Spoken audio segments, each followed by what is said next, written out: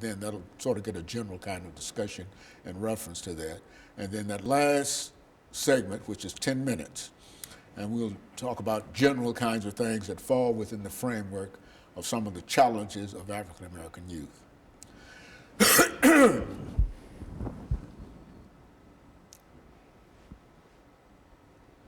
Let me swallow this little piece of cough drop that I have here.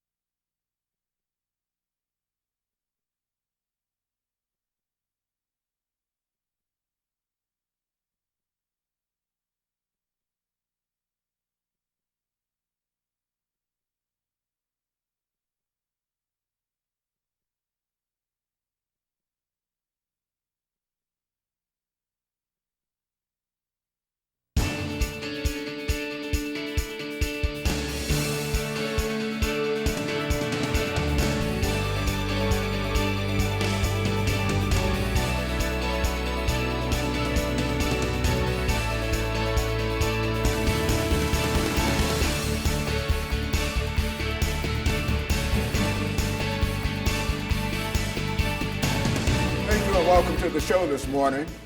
The topic this morning is some of the challenges of African American youth, and we're fortunate to have with us to talk about some of the challenges of African American youth, Pastor Kay Walker, Ms. Stephanie Johnson, and Mr. Harold Shaw.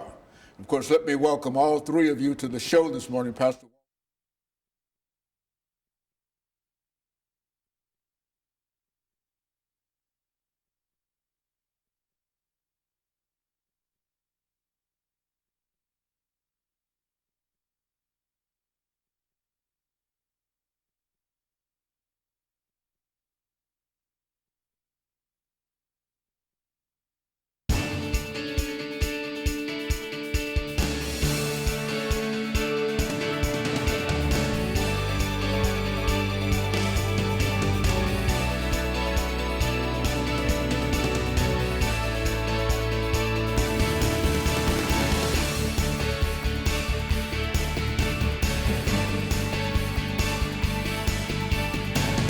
Thank you and welcome to the show this morning. The topic this morning is the challenges of African American youth, and we're fortunate to have with us to talk about some of the challenges of African American youth, Pastor Kay Walker, Ms. Stephanie Johnson, and Mr. Harold Shaw. And of course, Pastor Walker, Ms. Johnson, and Mr. Shaw, let me welcome the three of you to the show this morning to talk about what I consider to be a very, very important topic, and a topic that the three of you have a lot of information in reference to it. And of course, Pastor Walker, you've been with us on many occasions, as well as Ms. Johnson, you might be new to this particular show, but the three of you should know that this first segment will be made up of what we call your background, education, and experiences. The idea is to give the audience some idea as to who you are, talking about the topic dealing with some of the challenges of African American youth.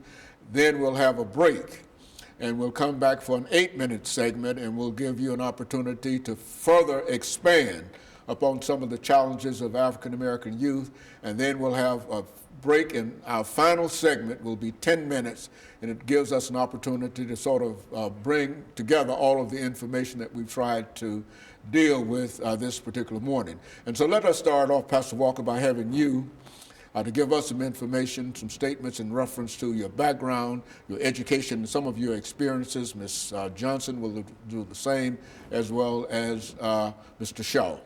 Well, thanks again, Dr. Haney, for having me on the show. I've been here many times, born and raised right here in Nashville, Tennessee. Good parents, I call them good parents. They raised me right. I went wrong, but they raised me right. ended up becoming got kicked out of the public school system here, actually in the state of Tennessee. Back then, they had a safety net for me. I was able to go into the military. Now you have to have a GED or graduate to be able to get in now. But back then, you could go in without it. So I went into the military after having also gotten into some trouble. After getting kicked out of the public school system, got out of the military, got a GED through OIC, Opportunities Industrialization Center. From there, did some studies at Tennessee State University. Didn't complete it. My drug addiction got the best of me, drove me out of the college scene, ended up incarcerated in the state prison system.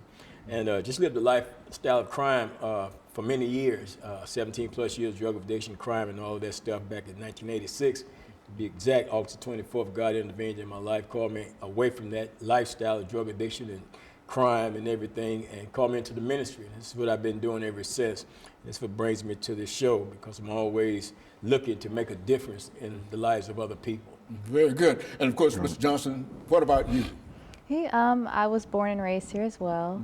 I grew up in my grandmother's home. She was a foster mom to 100 plus kids here in Nashville over the decades. And so I saw a lot of youth coming in and out. A lot were African American youth. And then I went to Hunter's Lane. It's one of the, I would say, more rougher schools here in Nashville. And there was a lot of fights and violence in there.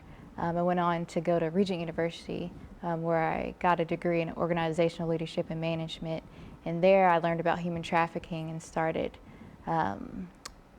doing a lot of work in that, and saw a lot of African American women being put into that trade and whatnot. And so, yeah. Very good. What about you, Mr. Shaw? Well, I'm born and raised right here in Nashville too, over in North Nashville. Graduated from Pearl Cone, went into the military, did 20 years in the military. While in the military, I had a chance to do some mentoring and do some work with kids in high school.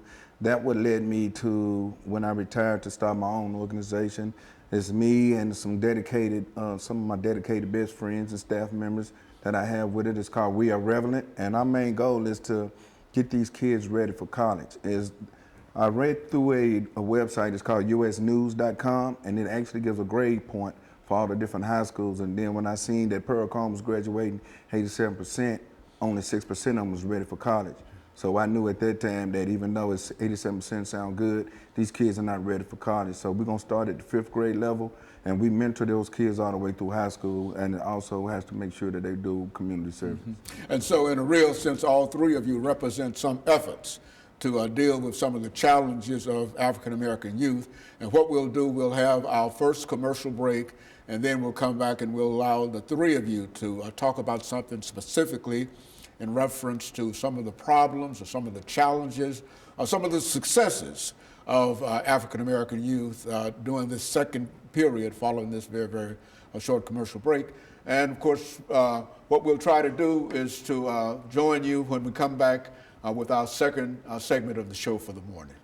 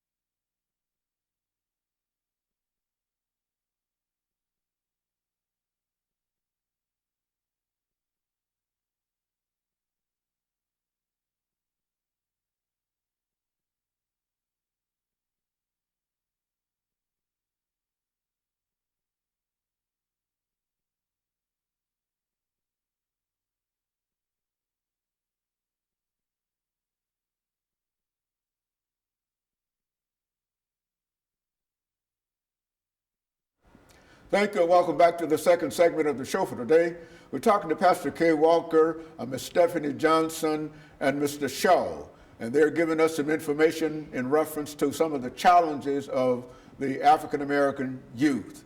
And of course, let's start off with you, Mr. Shaw, by having you to think in terms of some of your activities and how this would fit into some of the challenges dealing with the African American youth, as well as we said earlier, some of the successes. And then Ms. Johnson will give us some basic information in reference to her challenges, and of course Ms. Johnson is going to talk and speak as loud as she possibly can so that we can hear her talk about some of the great things that she's doing in reference to the challenges, and of course Pastor Walker will close us out for this particular segment. Let's start off with you, Mr. Shaw. Well, some of the most important challenges that our kids have today is education. A lot of these people in a society, just because we come in an urban neighborhoods thinking that the kids are bad. So right off the bat, they're branded as being bad.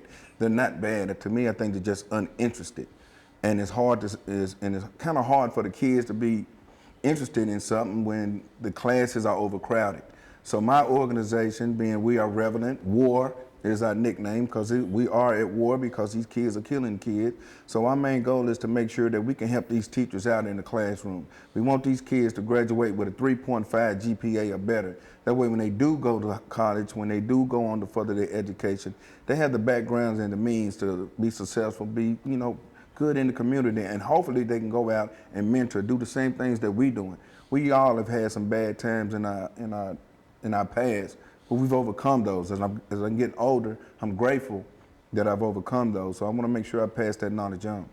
What about you, Stephanie?